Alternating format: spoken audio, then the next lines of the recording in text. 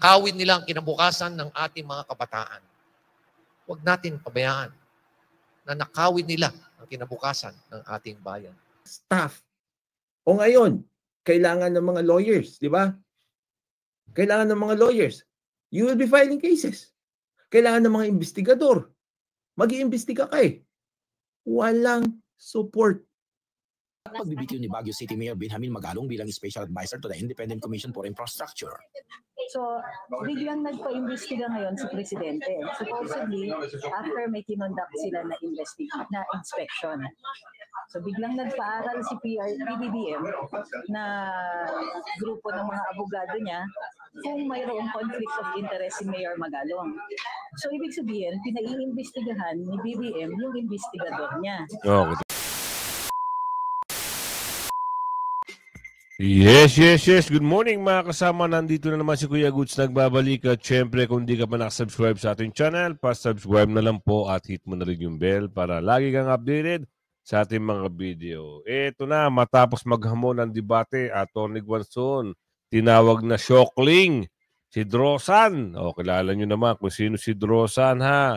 At napakaraming balita. Ito matindi. Bakit nga ba nag-resign si Mayor Magalong dito sa ICI? Ikaw ba naman? Walang opisina, walang resources, walang pondo, magtatrabaho ka? Hindi mo alam kung ano oras yung meeting. Yan ang aalamin natin ngayong umaga. At kahit magalit si Mayor Magalong, tunay na dahilan bakit tinatrabaho siya, resign sa ICI, sorry. At papalit na bago kay Mayor Magalong, papalitan siya ni Vico Soto. Yan ay balita sa Bilyonaryo Channel. Nako po. Kayo na lang maglukuhan. Kahit palitan mo si Mayor Magalong, hindi kami naniniwala na totoo ka. Bata ka pa. Sinayang mo ang karera mo. Nagpagamit ka sa mga... Ikaw ang nagsiwala at ikaw din sisira sa pangalan mo. Diba? Yan ang aalamin natin ngayon. Pero bago yan, siyempre, papasalamat tayo at walang nangyaring masama kay Tatay Digong. Anak kasi ng tipaklong, hindi kasi mapigilan din ang bunganga eh. O balita ho ng balita, hindi naman pala daw nawala ng malay. Oo. Ngayon, binalikan siya ng napakaraming vlogger sa dahig. O, natamemi ka ngayon. Kasi, mali naman kasi impormasyon mo. O, meron ka na naman. Ginagaya mo si ano eh. Meron puting butiki eh. O, ikaw, ano naman sa'yo meron ka sa dahig? O, yan ang aalamin natin mamaya. Pero dito tayo kay Atty. Guanzon, ha? Kung paano niya tinawag na Shockling. Itong si Drosan.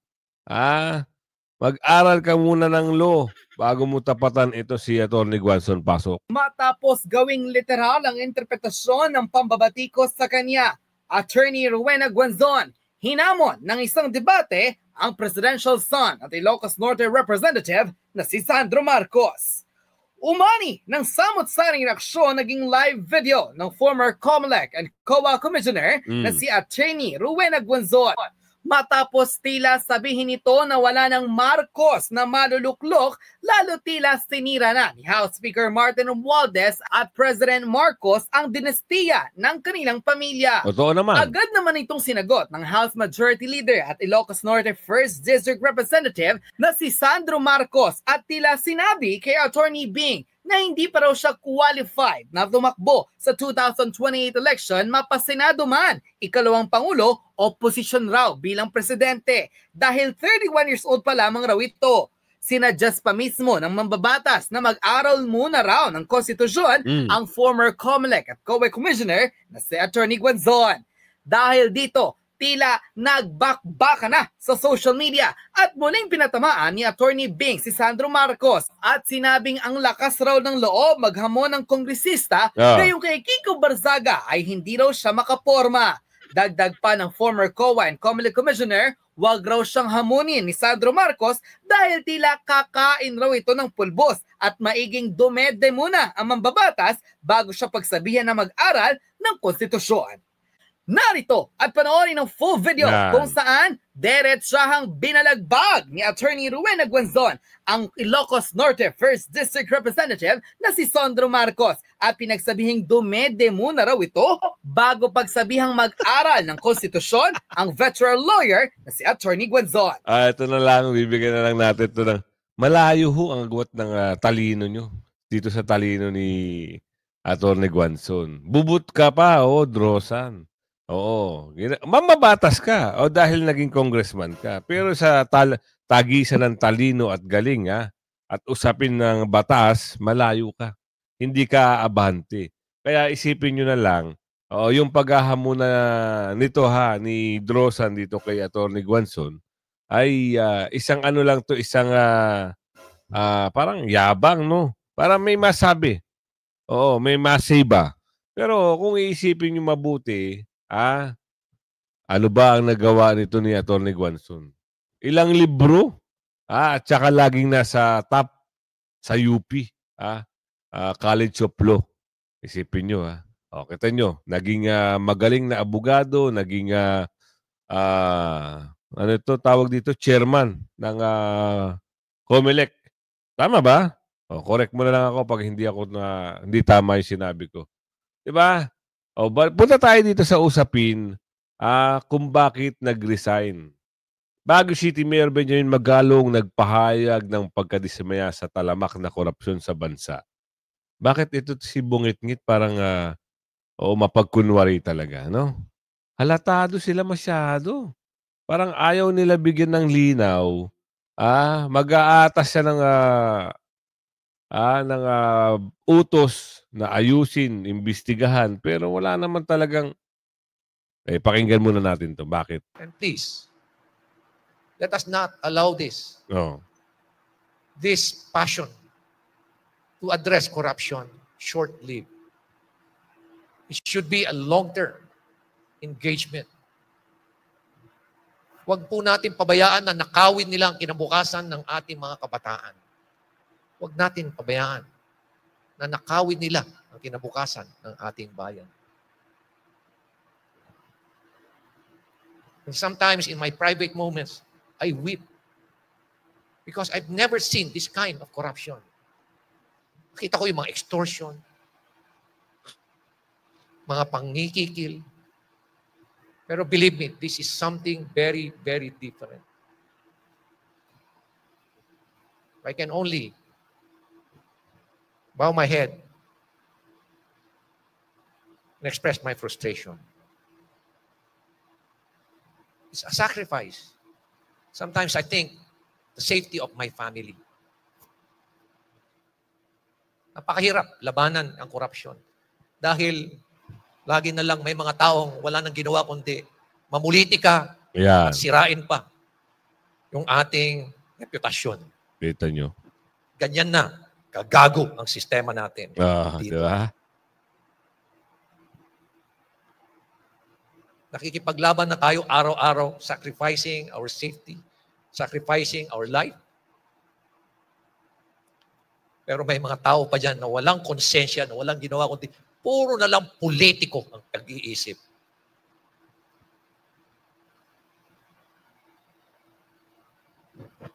Kasing dumi ng kanilang mga konsensya. Yun. Kita nyo na.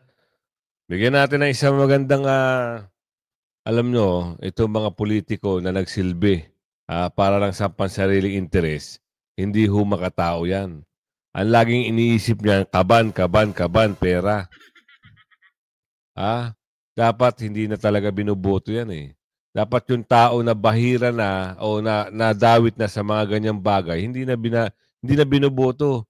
Naging problema kasi ng mga Pilipino, binigyan lang ng 3,000 kahit magkahirap-hirap ang kanilang distrito, kahit may nababalitaan na nilanakaw ang kaban ng bayan, boto pa rin. May 3,000 eh.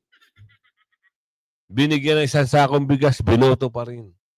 Diba? Yan ang mahirap. Nadala kayo ngayon, 3 taon na naman. Lalong-lalo na dyan sa Maynila, yung 2 nanalo at 1 natalo. Kita nyo nga yung ilang taon, hindi pinatakbo yung pumping station dyan. Tapos binoto nyo pa. Oh. Saklap, di ba? Sino na peperwisyo? Kayo rin. Dahil sa 3,000, 5,000, 1,000, 10,000, pinakamalaki. Kukurakutin pa ng chairman ng barangay. 50-50 tayo, ha? No, magkano na natira? Ang saklap. Nasisilaw sa pera. Oh, Mayor Vico Soto, matulog na ipapalit kay Mayor Benjamin sa ICI. Dis kayo na. Kaya nga umalis si Mayor Magalong dahil wala man lang pondo. Wala man lang opisina. Wala mga tao. Sino nagsabi niyan? Abangan nyo mamaya. Para magkaliwanagan tayo, niloloko lang daw tayo ng na nakaupo. Bakit mo nasabi yan? Mamaya, abangan nyo lang. Pasok muna natin to. Kahit kayo na lang ang mag-imbestiga. Oo, pero hindi na kami maniniwala sa'yo. Yung magandang karera na pinakita mo, lalong-lalo na sa Pasig, nasigla ang pangalan mo eh. Yan dahil lang sa init mo sa Diskaya, ang dami kang tagahanga na naasar sa'yo. Bakit? Bakit Diskaya lang ang pinaputok mo na pangalan? Bakit hindi mo sinunsun yung ginawa ni Mayor Magalong? Akala ba namin Mayor in good government kayo? In good governance. Totoo kaya? Ay baka sali-saling pusa lang. Sabi ni Aling Ledesma, pasok. Ngayong nalagasan ng ICI ng isang miyembro, matunog na papalit kay Baguio City Mayor Benjamin Magalong, si Pasig City Mayor Vico Soto. Narito ang Agenda Weekend Report ni Just Ignacio. Sunod ng magbibigay ni Baguio City Mayor Benjamin Magalong bilang ICI Special Advisor. Nagpahayag ng suporta ang mga alkalde sa ilalim ng Mayors for Good Governance kay Magalong. Huwaran daw ang integridad at tapang ni Magalong sa pamumuno. Ayun naman pala eh. Huwaran. Anong ginawa? Diba? Bakit nadismaya ang mama? Kung huwaran at magaling ang pag-iimbestiga. Sinasakripisyo niya ang kanyang sarili para lang dito. Maraming mababanggang mga durobo para lang dito. Maging maayos at malinaw sa taong bayan ang pangungurakot na ginawa ng mga... Diba? Nangunguna sa pagsuporta rito, si Pasig Mayor Vico Soto, na isa rin sa mga alkaldeng nagsiwala sa umano'y katiwalian sa flood control projects na hawak ng pamilyang Diskaya. Wala, Diskaya lang ang nakita. Dahil pag banggit sa Diskaya, tumalilist na. Wala na. Wala nang appearance. Diba? Ando kasi si Tutasen eh. Diba? Alam niyo naman kung sino si Tutasen sa kanya. Wala na. Kung ikaw ay gusto mo talagang masiwalat, yung pandodorobo, ituro mo kung sino pa yung kilala mo. Si Diskaya lang ba ang kilala? O dahil kay Diskaya nalaman? Nang dahil sa'yo? Di umano. Ito na, bibigay na natin yung bakit ba umalis at nag-resign si Mayor Magalong? Naku, magkakaalaman dito mga kasama. Atty. Libayan, kwento mo para masiwalat na lahat. I was also having high hopes sa ICI. Also, Mayor Magalong was having high hopes with the ICI. Tama. Bakit? Mayor Magalong really wanted to make a change. Ayaw niya talaga tong corruption na to. Okay? At sa dulo nito, papanoorin natin yung kanyang speech kahapon bago siya nag-resign. Okay? At ipapaliwanag ko rin sa inyo yung rason behind that. Okay. Okay? Itong mga nalalaman ko na ito, mga kabatas natin, these are first-hand knowledge. Okay? First-hand ito, mga kabatas natin. The ICI was really created to fail. Walang funds, walang structure, walang staff. Kita nyo na? Totoo yan, mga kabatas natin. Alam nyo ba, mga kabatas natin, nagkaroon na ng ICI. Okay? In-appoint na lahat. Kung sino man ang pwedeng i-appoint dyan, wala pa silang opisina. Wala silang lugar kung saan sila magkikita-kita. That's how lousy it was. Wala. Tapos, It's just the 4-man team. 4 lang sila. Ang unang pinag-uusapan nila, mga kabats natin, is pwede ba tayong kumuha ng kanya-kanya nating mga tao to work under us? Yun yung mga unang tanong ng mga members ng ICI. Yun ang unang tanong ni Mayor Magalong. Walang structure. Walang pondo. Grabe. Walang staff. O ngayon, kailangan ng mga lawyers, di ba? Kailangan ng mga lawyers. You will be filing cases. Kailangan ng mga investigador. Mag-iimbestiga ka eh. Walang support. Wala. Mayor Magalong was frustrated. Pero hindi siya nag-give up. And towards the end of the story, sasabihin ko sa inyo mga kabats natin how he made it work and why he was removed. And Attorney Claire Castro said it all doon sa kanyang sinagot. Imagine mga kabatas natin, ganun lang talaga. But they did not give up. Not Mayor Magalong. Nakita nyo, nag-iimbestiga siya. Kasi nga, investigador naman talaga ang kanyang ginawa. Tama. O ang kanyang tanging ang punto, the very point why Mayor Magalong was put there was to investigate. Paano ka mag-iimbestiga? Wala kang tao. Diba? Pero nagawa niya. Doon nagalit ang Malacanang. Ha? When a commission that was built supposedly to fail actually is working. How did he do it, mga kabatas natin?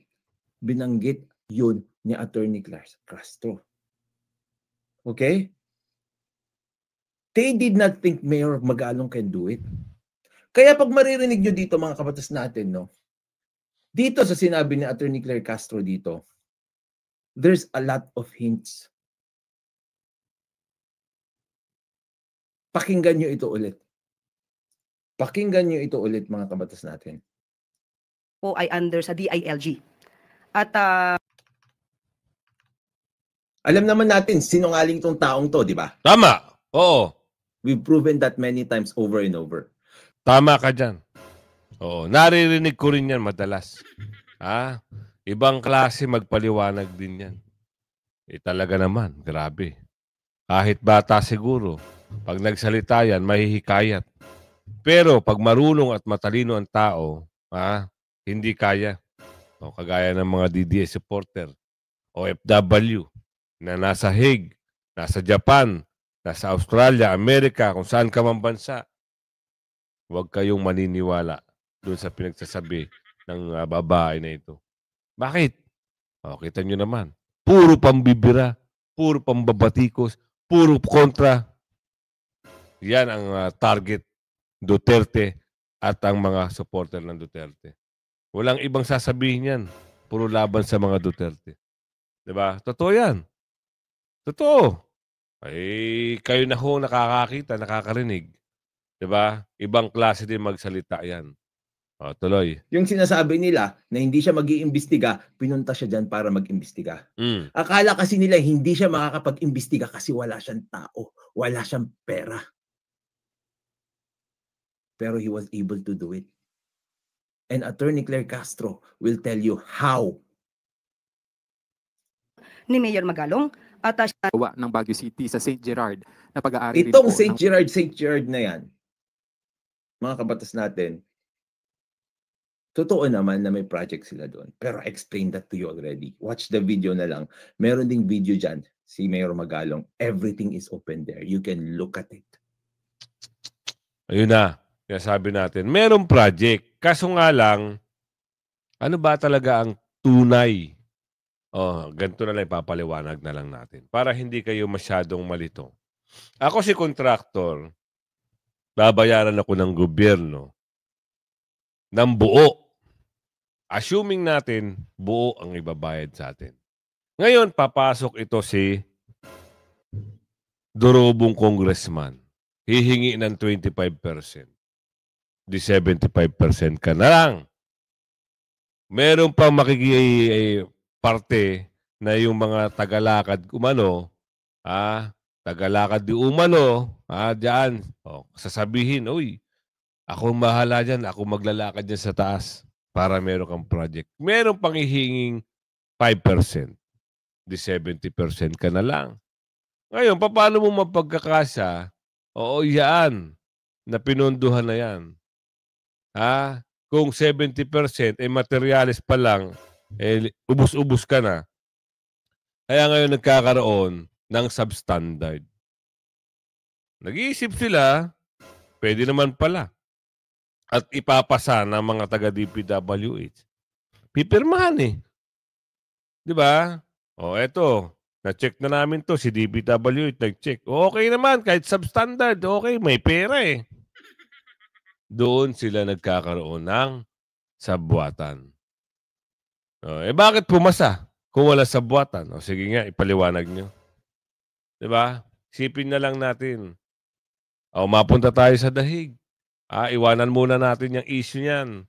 Kasi mas malaki, mas maganda, mas malaki ang ating malalaman kung si Tatay Digong ba ay makakalaya na.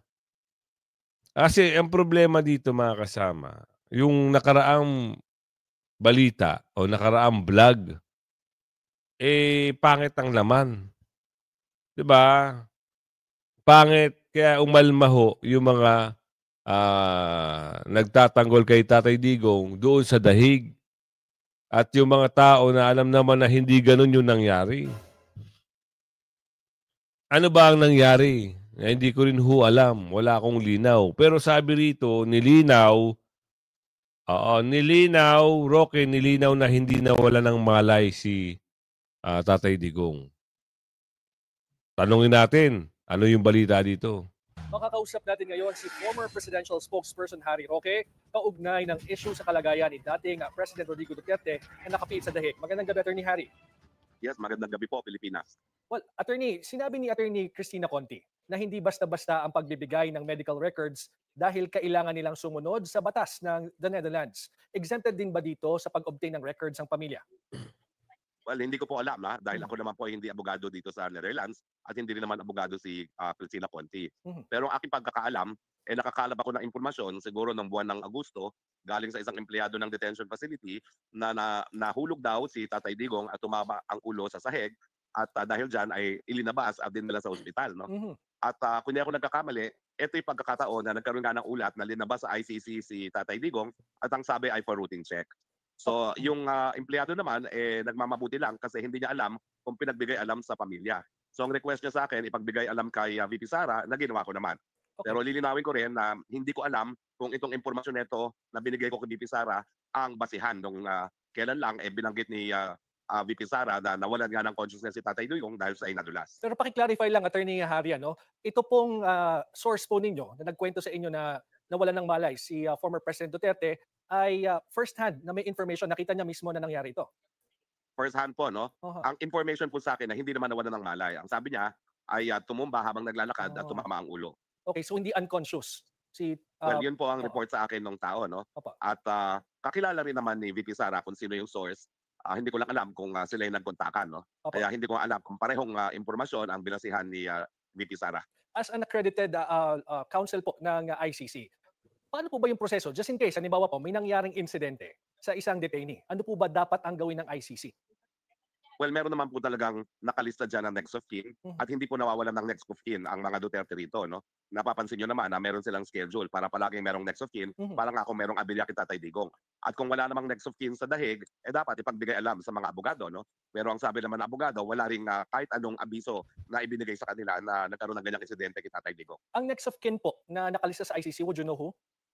Well, papalit-palit po sila kung sino po ang dumadalaw. Okay. So lahat po sila ay listed as next of kin. Si VP, yung tatlo niyang kapatid, si Ma'am Elizabeth, yung kapatid ni Tatay Digong, si Sir Bong, at saka ngayon yung mga apo, no? Sila Isabel, sila kong Omar, si Vice Mayor Rigo, at saka syempre si Ma'am Hanilet. Okay. Yan Nilinaw na ho Hindi ho nawala ng malay. Oo, maski kalat na kalat kasi sa na nawala ng malay. Kaya nga ang title ko doon, PRRD nawalan daw ng malay. Kasi hindi pa sigurado Oo, pero lumabas sa balita. 'Di ba? Lumabas. PRRD natagpuan wala daw malay. Kasi mahirap. Kung hindi naman totoo, yung thumbnail natin doon, yun, nalinaw na. Natumba si Tatay Digong. Pero kasi dapat itong mga taga-ICC na to palabasin na si Tatay Digong. Diba? Wala na silang hihina ba ang turismo? Pag pinalaya si Tatay Digong, ganun ba yun mga taga-ICC? Kasi madaming pumapasok na turista Diba? Baka hihina ang turismo sa kanila kaya ganun. Eto, swerte. Tirahan ni Ko sa Paris. Tukoy na. Ba. Ano to? Nakita nyo ba to? Talagang tukoy na? Napuntahan ba ng mga staff nyo? Alamin natin yan sa report ni Pasok. Ng Billionaire News Channel ang sinasabing nabiling bahay ni ako Bicol Party List Representative Zaldico sa Paris, France. Ang detalye sa exclusive Agenda Weekend Report ng ating Europe correspondent Dick Villanueva. Mula sa Hague, bumiyahe sa Paris si Atty. Trixie Cruz Angeles, bunsod na rin ang imbitasyon ng kanyang mga followers. Mainit naman siyang sinalubong ng mga kababayan na karamihan ay Duterte supporter. Dito natanong ang dating opisyal tungkol sa talamak na korupsyon sa Pilipinas at pagbibitiw ni Baguio City Mayor Benjamin Magalong bilang Special Advisor to the Independent Commission for Infrastructure.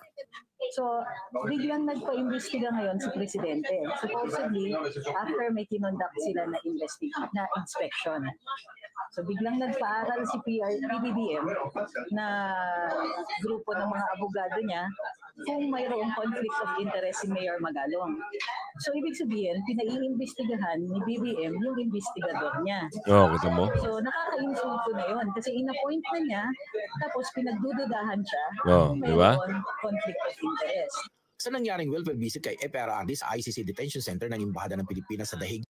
Atty. Trixie, tamang hinala yun. In-appoint niya para mag-imbestiga. Tapos pa-imbestiga, tamang hinala nga. Baka madami. Sabi ni Aling Ledesma. Kasi, isip ng isip baka laban to. Isipin niyo mga kasama, in-appoint niya, tapos, para mag-imbestiga doon sa mga dinurobong budget.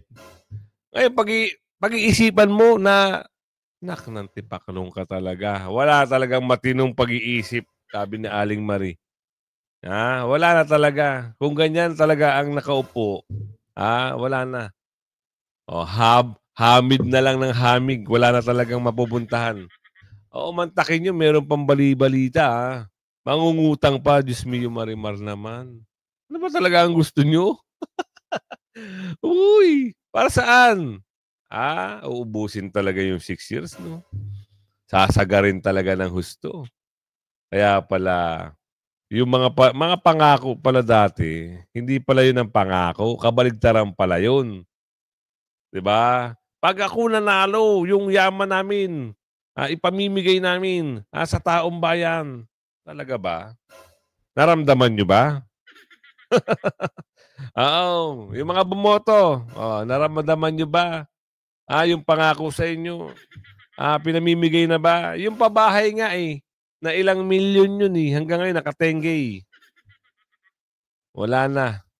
Ubus na ang budget, ubus na ang pondo ng Pilipinas, pero walang napatunguhan. Netherlands. Standard yung welfare check. Ginagawa talaga yan ng DFA tsaka in coordination with the DMV, yung Department of Migrant Workers. Depende kung sino yung nakadetain.